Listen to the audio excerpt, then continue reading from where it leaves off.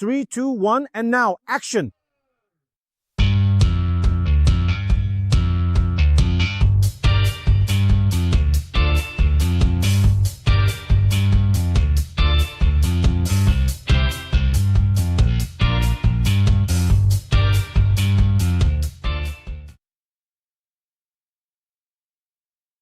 Dear valued and loyal cinematic viewers, as you can clearly and evidently see for yourselves today, Devrim Hoka has evolved.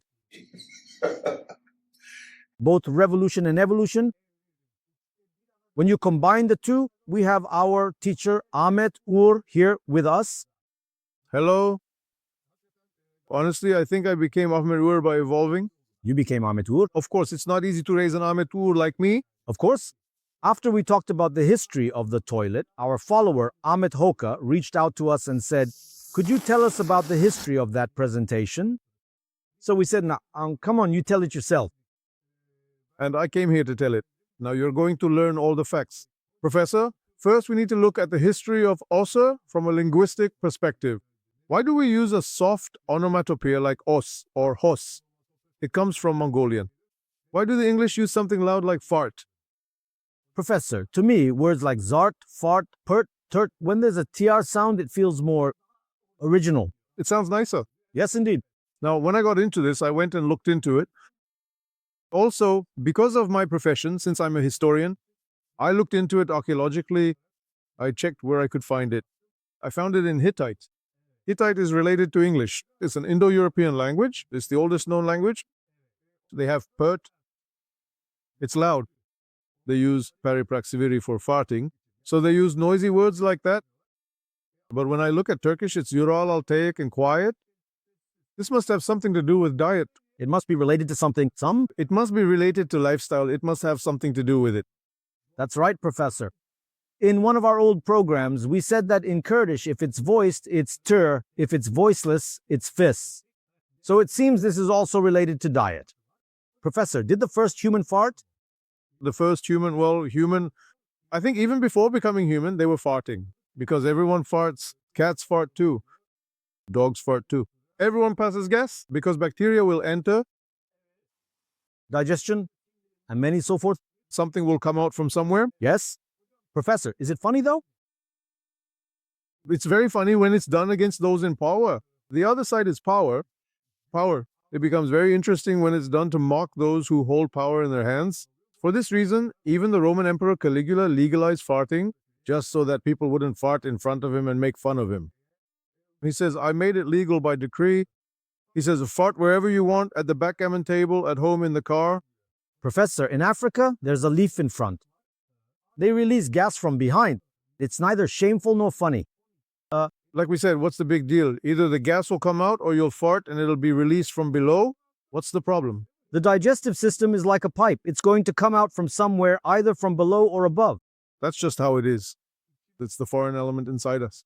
What did we say was inside us? The Irishman. The Irishman, yes. Hey, we ended up mentioning Mustafa Denizli too. Look.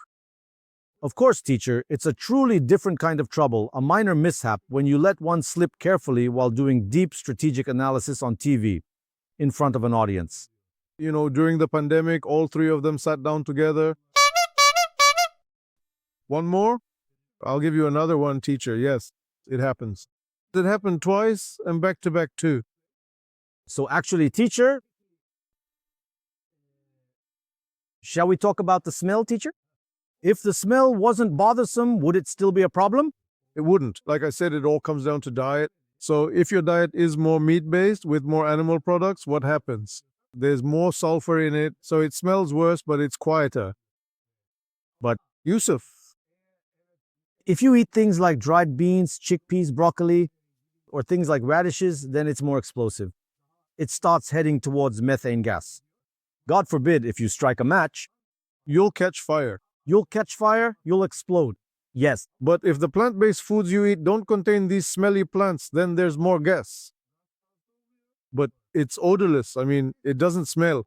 It's like there's an image but no sound. Teacher, there are two moments when people are happy after passing gas. One is when surgeons who perform abdominal surgery see their patient pass gas after the operation. They get really happy. Oh, what a wonderful happiness that is. Yes. The second You have a newborn baby, 3 months old. When the baby passes gas, the parents, of course, it becomes a big deal. It's healthy. Yes, So when they pass gas, it's a healthy thing. passing gas is a healthy thing. Teacher, look, I'm going to share a piece of information with our viewers that you won't find in books. If a person is disgusted by their own gas, they're sick. If they're disgusted by the smell of their own gas, this is normal. I'm thinking, have I ever been disgusted by my own gas? Honestly, teacher, that doesn't sound very normal to me. We don't know if there's anyone who likes someone else's gas. The topic is inevitably crappy. We have to talk about these things. Let me put it this way, teacher. For example, a healthy individual passes about a glass of gas per day, and the smell doesn't bother them. But if there's an infection there, then when an inflammatory situation is involved, The smell, it's different.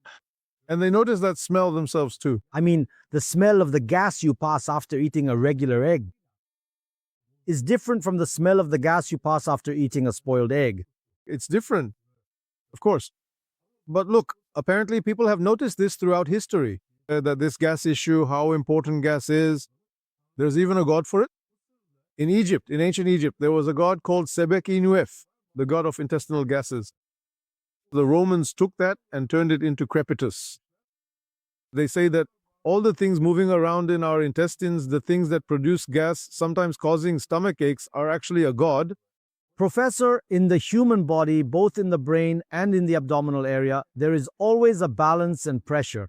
For example, inside the brain, if the volume of blood, cerebrospinal fluid, or brain tissue increases, it causes a headache. Now, if the amount of gas inside us increases, this causes discomfort for us. Sometimes the opposite can also happen. Your gas hasn't increased, but when your intestine goes into spasm and its volume decreases, it causes pain as if you have a lot of gas.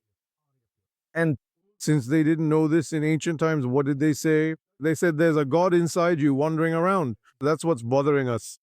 yes, if Professor Devrim were here, he would tell an anecdote about Harun al-Rashid and Behlul. Instead, with your permission, Let me tell it. Harun al-Rashid builds a magnificent palace and boasts about it. As Behlul Dana passes by, Harun says, "Hey Behlul, look, did you see what a beautiful palace I built? Did you see the palace?" Behlul replies, "Your palace is worth no more than a fart." Harun al-Rashid gets angry and immediately throws Behlul Dana into the dungeon. After locking him in the dungeon, Harun al-Rashid starts having trouble passing gas. He keeps swelling up, swelling up, swelling up. He's about to burst. None of the doctors can find a solution. Finally, they call for Behlul Dana. Behlul Dana says, "I can take care of your gas, but only on one condition, if you give me this palace." Behlul Dana massages his belly with his hands. Harun al-Rashid passes the gas and the palace becomes Behlul's. And Behlul says, "Didn't I tell you your palace is worth no more than a silly fart?" Yeah. Very nice. Let me just add something here. Now, you see, this fart thing exists in art and literature too. For example, Salvador Dali added a chapter at the end of the book where he wrote his memoirs. Kongborazan, the doctor of the brass horse, wrote about the different types of farts. Yes. I mean, how to fart while walking, how to fart while standing, how to fart according to gender for every age group. This is what Salvador Dali wrote. He talks about the different types of farts like that. I've observed so much, and he says none of them really know how to fart properly. That's a problem too. Yeah, Professor, for him, farting itself is a problem. In the Guinness record book, the farting record has just been broken. I think it was non-stop. If I remember correctly, the citizen who farted for 45 seconds took the record. That Someone called Gasman? Gasman. Yes. But he has a predecessor, a Frenchman named Joseph Pujol, who lived in the early 1900s. Yes. Or Pujol, however it's pronounced. He could say Marseille all the way through, not with his mouth, but with his butt. And he even has a record.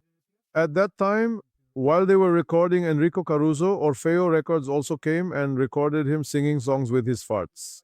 Well, teacher, in the end, it's the same mechanism as in wind instruments. Look, this one couldn't put a period, that's true. The mechanism is the same. What's important is your control over your sphincters.